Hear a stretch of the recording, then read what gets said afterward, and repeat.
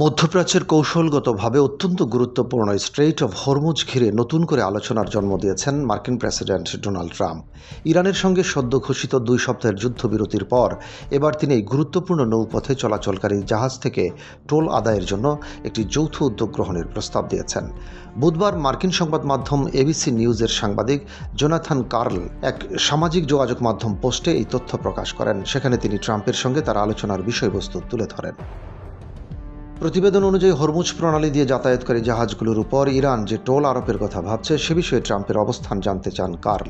উত্তরে ট্রাম্প জানান, যুক্তরাষ্ট্র বিষয়টিকে একটি যৌথ উদ্যোগ হিসেবে বাস্তবায়নের কথা বিবেচনা করছে। তার ভাষায়, আমরা এটি একটি যৌথ উদ্যোগ হিসেবে করার কথা ভাবছি।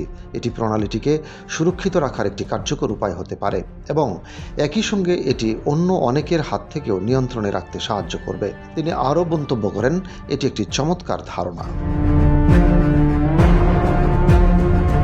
বিশ্লেষকদের মতে ট্রাম্পের এই প্রস্তাব শুধু অর্থনৈতিক নয় বরং কৌশলগত দিক থেকে অত্যন্ত গুরুত্বপূর্ণ। হরমুজ প্রণালী বিশ্বব্যাপী তেল পরিবহনের অন্যতম প্রধান রুট, যার মাধ্যমে প্রতিদিন বিপুল পরিমাণ জ্বালানি আন্তর্জাতিক বাজারে সরবরাহ করা হয়।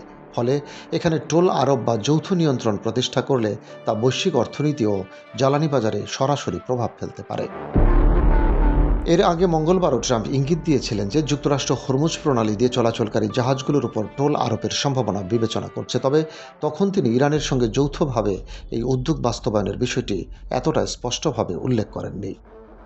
বিশেষজ্ঞরা মনে করছেন, এই প্রস্তাব বাস্তবায়িত হলে তা যুক্তরাষ্ট্র ইরান সম্পর্কের ক্ষেত্রে একটি নতুন মাত্রা যোগ করতে পারে।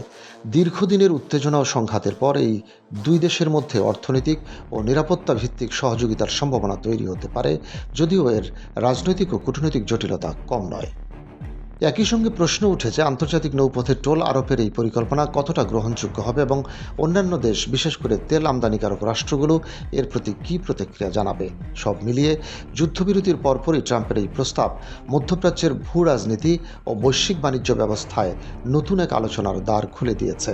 এখন দেখার বিষয়, এই যৌথ উদ্যোগ বাস্তবে কত দূর এগোয় এবং আন্তর্জাতিক অঙ্গনে এর প্রতিক্রিয়া কী দাঁড়ায়। রশিদ কামাল, বাংলাবাজার পত্রিকা।